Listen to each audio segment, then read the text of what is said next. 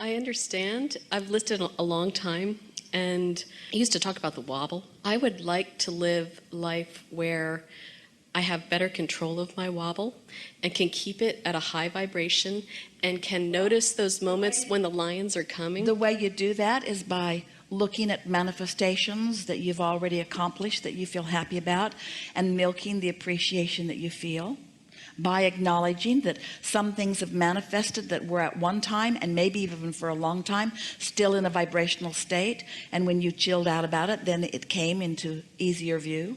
You just have to massage your thoughts into those better feeling places.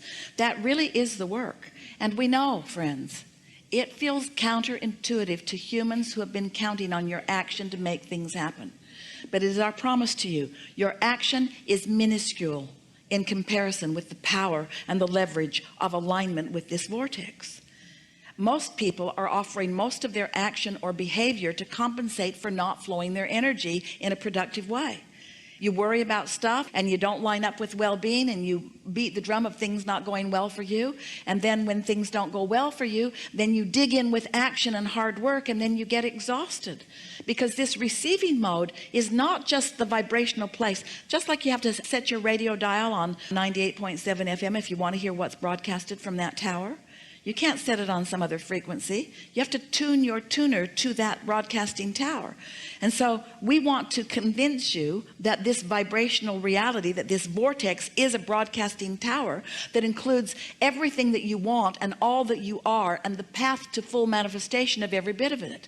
And if you can accept that that is so, and then you can just care about tuning yourself to it, which just means think thoughts that feel good, then everything will turn out the way you're wanting it to. Such a nice thing. You could have 5 things, we know you've heard this, that are important to you. There are always more than that, but let's say 5 major things. And 4 of them could be going extremely well and 1 of them not well. And you as humans mostly think that you better dig into that one that's not going well. And as you do, you tune to what's not going well, and you actually pinch off the well-being on the other 5 that were going well. Conversely, you could have only 1 thing that's going well and 5 things that are going awful. And you could focus upon the 1 thing that is going well, set your tone by your attention to that, and the other 5 would fall into alignment, because the receiving mode is the receiving mode. But when you believe that you have to work hard to compensate for inferiority or for past wrong deeds, or when you feel that you have to work hard in order to justify your existence, all of those things are so contrary to what your inner being knows about your readiness and your worthiness, that you get crosswise of the energy, and then you do offer more effort, and then you get tired. Where if you're feeling good about yourself and others, if you're looking for positive aspects, if you're counting your blessings, so to speak, looking for reasons to feel good, not having knee-jerk reactions to so many things, then you're in the receiving mode. But the receiving mode is also the replenishing mode. That's where your stamina comes from. That's where your clarity comes from. That's where your vitality comes from. That's where the good ideas come from. But most humans, we love you so much, you know what's coming next. You are reacting to things. So you're looking around wanting to be objective, and that's a good thing, because you got to sift in order to launch those rockets. But as you're looking around, so often, instead of identifying what you want and running with it, you are having a reaction to what you don't want. And when you are reacting to what you don't want, then you're putting more emphasis on that. So you're actually often vibrating more in contrast to what you want than you are in harmony with what you want. Every subject's 2 subjects: what is wanted and the absence of it. So sometimes you're thinking that you're thinking about money when you're really thinking about not having enough of it. Sometimes you're thinking about having or getting or improving a relationship, when often you're thinking about the absence of a relationship, or something about the relationship that you've got that you don't want. And so if you don't introduce an understanding into this equation of what your emotions are telling you, then you can't guide your thoughts at those early subtle stages. And if you don't guide them at early subtle stages, then law of attraction is going to carry them into greater and greater momentum, where you believe then that you have to take action, but there's not enough action to compensate for that momentum that's going in opposition to what you want. So what's the answer? Chill out. The answer is be nicer to yourself. The answer is think more thoughts about yourself that feel good and about others too? The answer is, don't work so hard. Give yourself a break. Get more rest. Be nicer to yourself. Do more of the things that feel good to you. That's the way you turn this around. You got to give yourself a break. You cannot demand yourself into alignment. You can't effort yourself into alignment. You've got to release. You've got to let go. You've got to let go of resistance. When you let go of that cork, we promise you it will float, you see. So we've written a few books. And they are significant because they are the pieces that you are looking for.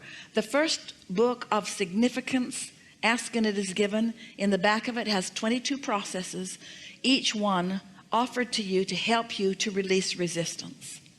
Each one offered to just help you release resistance. We don't need to teach you how to goose up your desire. You can't help that. But when you release resistance, then your desires become more dominant, more predominant. You see more evidence of them coming about. We would read the 22 processes in the back of that book if we were standing in your physical shoes. The next book of significance that we wrote for you, it's talking about deliberate creation. It's about focusing, and it's about taking the way you feel and using it as the reason that you think the thoughts you think. It's about taking a thought that doesn't feel very good and either choosing another thought altogether or massaging that thought until it feels better. Then another book that came right on the heels of that is The Astonishing Power of Emotions. And that book teaches you about the emotions that you feel and the value of them. That may be the most significant book that you will ever read. That may be the only book that if we were standing in your physical shoes and went out there and there's a big pile of books that we would want. We would want to understand the emotions that we are feeling. And then we wrote a book called The Vortex. The Vortex that explains to you that everything you want already is. And if you're paying attention to how you feel and maybe using some of the processes that help you to release resistance and focusing deliberately, that you can get into the receptive mode and let everything in that you want. We haven't been offering these words to you just because we think you want to hear some words. We're answering the questions of how do you create your own reality? How do you create your own reality? By having thoughts that you think. The question is, and this is the question that we're really wanting to put to you, to all of you, are the thoughts you think thoughts that you're thinking because you're the creator of your own experience, or the thoughts that you think reactionary thoughts because somebody else is having an experience that you're observing and you're having a knee-jerk reaction to what's going on? Because that's a big question. If you are reacting, then you have no control. You're like a cork bobbing on a raging sea. You have no control at all. So what would we do? We'd put ourselves in bed tonight and we'd say, I am the creator of my own reality, and I like that. And then we would say to ourselves, and as I sleep tonight, momentum is going to subside because my thoughts are not going to be active, and law of attraction is not going to be reacting to my thoughts. However, law of attraction is going to continue to react to the thoughts of my inner being who never sleeps. So the potential of me waking up in the morning, the probability of me waking up in the morning and the thoughts of my inner being about everything I want being dominant, very good possibility of that. In fact, it's a slam dunk. It's a sure thing. When I wake up in the morning, I'm going to feel the movement of what my inner being knows, and my beliefs are going to challenge it. But each time a belief challenges the path that my inner being has laid out for me to the success of joy that I seek, I'll feel some soft negative emotion. And when I feel it, I can adjust my thought right then and there. And if you will do that tomorrow and the next day and the next day and the next day, it won't be 30 days before you will have bridged your beliefs to be more in harmony with what your inner being knows to be. And you're going to have evidence all around you. Evidence all around you of breakthrough after breakthrough. And you know what a breakthrough is? A breakthrough is you breaking through your own resistance. Only two ways to have a breakthrough. Either really get that train going so fast that it doesn't matter what the wall of resistance is, your train's going to break through it. That's hard on you and your train. Or little by little release the resistance so there is no hindrance to who you are and what you're asking for. So now you understand the way creation, deliberate creation, works. You heard us. You understand it more clearly than you ever have before. And this body of people is understanding it right now more clearly than anybody has understood it before. You create your own reality by massaging your thoughts into emotionally good feeling emotions. That's it. That's really all that it is. That's really all that it is. I've heard it before. I've heard you say that, and I've tried going to bed at night and setting an intention. And now listen to what you're doing here, because you're beginning right now, even with all of that, to argue for your limitations just a little bit, because we stacked up about 47 engines going that way, and then you said, I've tried it before and I'm not so sure that it's working for me. I'm a good focuser. And it works when I go that way. It works that way too. But catch yourself doing that, in other words, and that was your knee-jerk. In other words, when we say you create your own reality, your knee-jerk, given the vibration that you hold, is I'm not so sure about that, because I don't think I would do things that I don't want to myself. That's a sort of knee-jerk reaction. And so we don't want you to heed our words or follow our words or do what we say. We want you to care about the way you feel and choose better feeling thoughts. So our question to you, to all of you, is how do you think you came to being willing to endure negative emotion? What's up with that? Why would you choose a thought that doesn't feel good when you could choose a thought that does feel good? Well, maybe it's because you wanted the contrast to help you really launch some rockets. Maybe you wanted to be a little hard on yourself so that you'd ask in a stronger way. Maybe you wanted to deprive yourself of what you really want for a while so that you really care about it. Sometimes you do that to your kids. You say, no, wait till your birthday or wait till Christmas. I want you to really want this before you get it, because then when you get it, you'll really like it. So you sort of train yourself to hold yourself apart from the well-being that would be there all of the time. But we're really putting a straightforward question to you, to all of you. Why would you, what would cause you to be willing to deprive yourself of feeling good? Why would you beat up on yourself? And the answer is, you don't like yourself very much. And the reason that you don't like yourself very much is because you've been looking to disconnected people to like you, and they don't like you very much. But it's not personal. They don't not like you because you're not likable. They don't like you because they're not in a likable mood. It's not personal. They're not depriving you of their love. They're just pinched off from their own love, so they don't have anything to give you.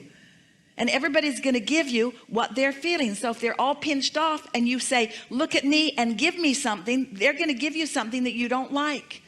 And then you're going to get used to what it feels like not to be liked. And all along, your inner being is loving you so much. Every time you're not being loved by someone, your inner being is loving you more because you're asking for it stronger. So the more Source loves you, and the more you don't let yourself feel the love of Source, and the more you look through cracks of others for them to love you, and the more you become dependent upon them, those flaky human friends, they're just not consistent. They're so fickle. Oh, they'll love you if you'll do everything that they want you to do, but boy, you better not let up for a minute, and their love for you will stop because it was contingent upon you pleasing them, because we love you so much. But you've got this backwards, and you've had it backwards for quite a while, haven't you? But when you get it turned around and you begin to accept that when I feel love, that means I've opened the conduit, and the love that is me is flowing through me, not through me only to others, but through me and to me and through me. When you're loving someone else, do you know who receives the greatest benefit of your love? You do, because your valve's wide open and every cell of your body is resonating with the love that is flowing through you, you see. You got to stop looking for lovables in order to love. You got to love just because that's what you do. You love. And then when you get in that vibration of love, oh, lovable shows just show themselves. You got to talk yourself into feeling good about you. You got to talk yourself into feeling good about the situation. And it's really worth it. It's a big payoff, because when you keep your valve open no matter what, then good just keeps flowing to you. But if you pinch your valve off for some petty little reason that really isn't important, because you've got some beliefs that you've been dragging around that haven't served you that well anyway, then life can be a sort of hard road. Yes? This seems like an exceptionally good time for a segment of refreshment.